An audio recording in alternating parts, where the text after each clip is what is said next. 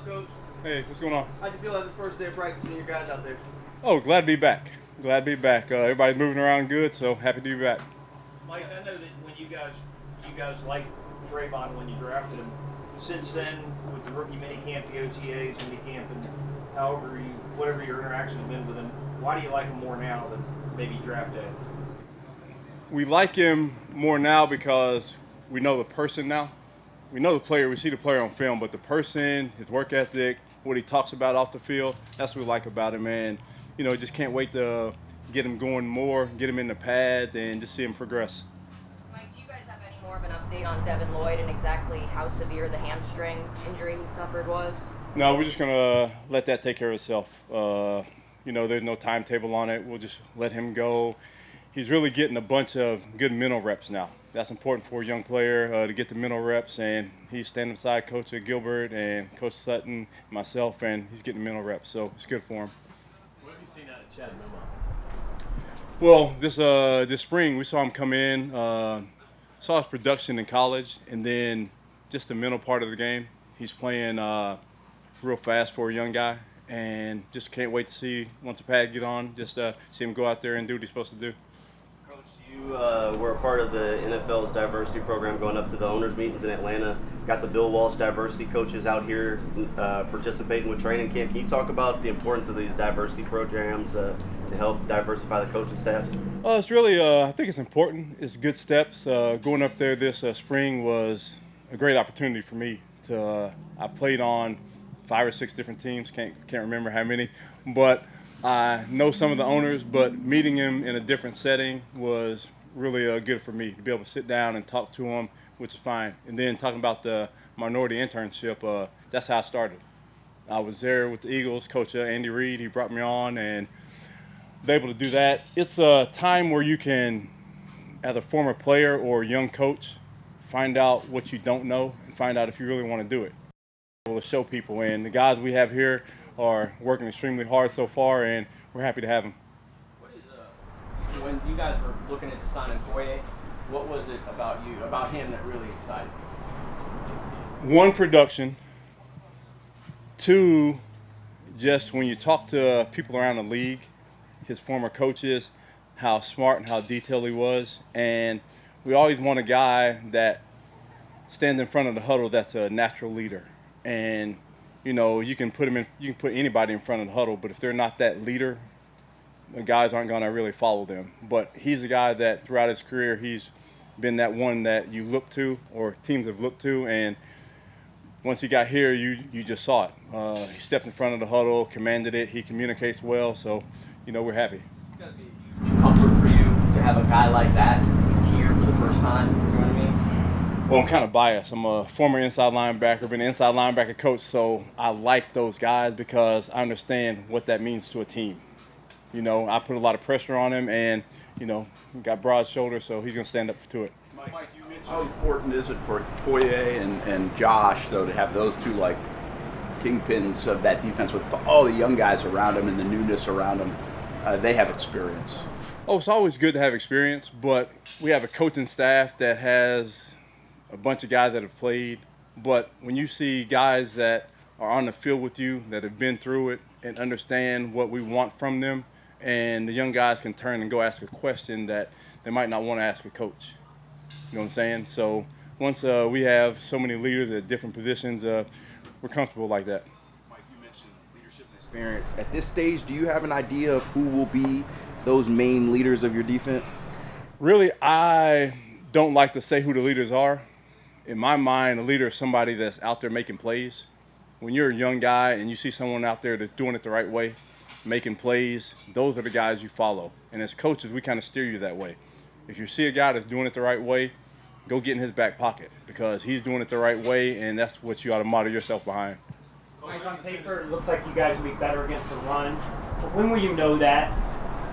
Will you not know that until week 1? Can you determine that in camp when the pads are on?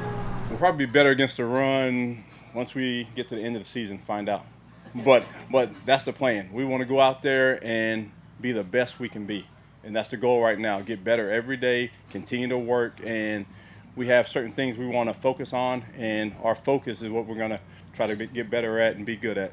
When you get a first-time defense coordinator, we have a tendency to think that his last stop is what the defense is going to look like. Will this have a spin on it from your entire career, or will it look a lot like Tampa? When you think about it, as a coach growing up, you're influenced by so many different people. I was with Coach Bowles. He's like a brother to me. But there are certain things that I've learned in the past before Coach Bowles that I might want to implement. Right now it's just we're trying to mold it, and we're going to let our players play and perform in the best way they can. We'll put them in position to go out there and make plays through our scheme, whatever our scheme ends up being. Will they have a leg up on the green dot helmet situation with Devin missing some time here at the starter camp? It's really, the green dot it's just my way to communicate to someone on the field. You can put it, and you typically want somebody that's on the field 3 downs, and we anticipate our inside linebackers or safety being on the field 3 downs. So that's still, we can put that on anybody. But normally it's a guy that stands in front of the huddle, makes a call, so he can be the communicator on the field. Mike, how encouraging is it to get Darius Williams back on the field a little bit more after this spring? It's really good. You sit back and you watch him. A great acquisition for us this offseason, and with his injury, he was able to walk through but not be able to get on the field. Now, getting him on the field, seeing his movement is really good for us, and for the other guys to be able to see him and just see what he brings to the team. You know what an elite defense is supposed to look like. You feel like this team has the personnel right now to morph, eventually become an elite defense. That's the goal. That's what everyone works towards. You want to be elite.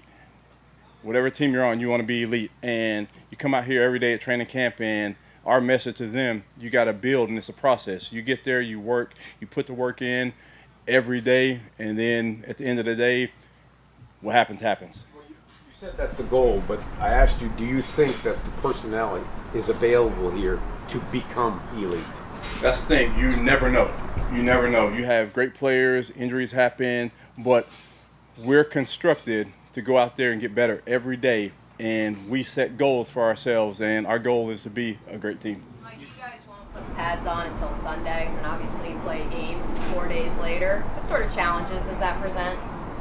It's really, I don't see it as a challenge. We have to get the guys acclimated, because the thing about it is you want them to come back, and again, we talked about it, it's a process. It's not, we play a game in 4 days, but again, the ultimate game is opening day. So we're trying to build for that, putting ourselves in pads. We'll get enough work in pads. Coach Peterson, understand he has a plan for what we're going to do, and we're going to follow the plan and, hit it full speed. Mike, Josh Allen was working. We talk about veterans working with younger guys. Josh works with Trayvon, but he also works with undrafted free agents. I've seen that and everything. So is it a sign of Josh's leadership that he's willing to help any teammate at whatever pecking order they may or may not be? I think it is. It's a sign of him being a leader, a good teammate, and also being the man he is. Again, however you got here, you're here. Now you're in Jacksonville. You can help us. So we're going to try to get everything we can out of you. So again, he's a guy that's been through it. He understands it, so he's able to spill his knowledge onto the young guys, and they're gravitating to him.